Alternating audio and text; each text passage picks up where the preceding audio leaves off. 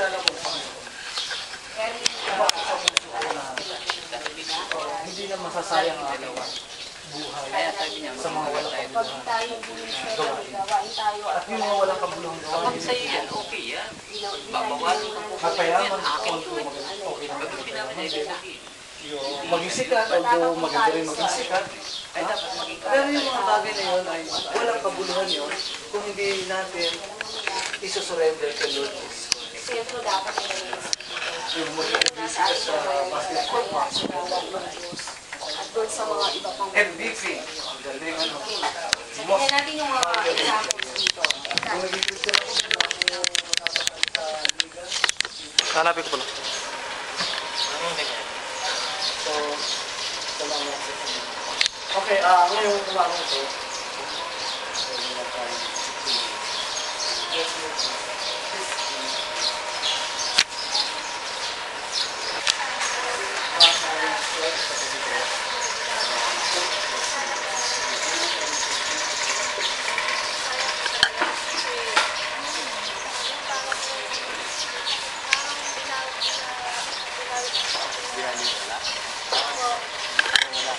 Pinabayaan lang.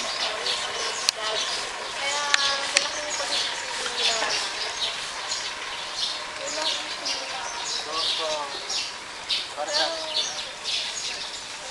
Ngayon po, alam ko na kung anong purpose nila. Dahil nila yung pagbabago nila. Kasi pagka kasi nagtuturo, hindi ka pwede, sabi kasi ng pastor, hindi niya ituloy-tuloy ng time offerings kasi baka daw yung kanyang mga miyembro ay matison o hindi na dumalo sa gawain. Kaya hindi niya itinuturo yun. Pero pagka kasi hindi matatawag na full gospel yan.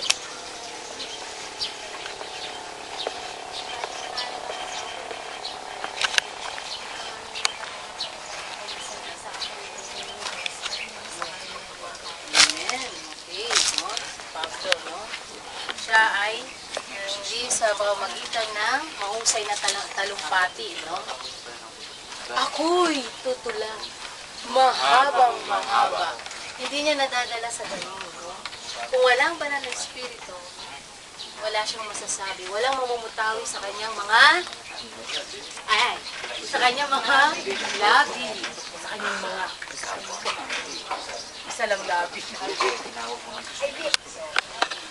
Masaya ako pag mahal pa natin. Siguro ang mga gusto ko mahal sa kapwa. Mula noon ay iba na. Iba ng dati. Magkasalubong tayo ngayon, ay mo hindi masama. Talito ko na. Ganun tayo na. Pero ngayon hindi na. Dito.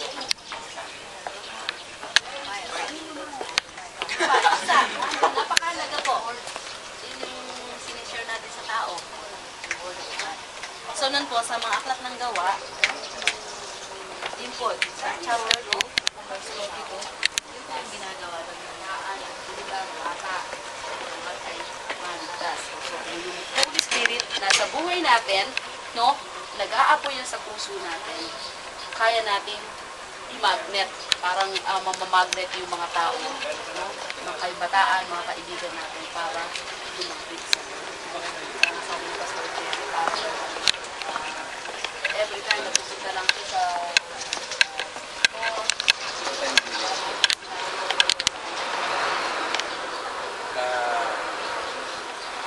Sabagay, no? Kailangan maunumahan din natin. Minsan kasi, meron ko masasabi na, di ba po,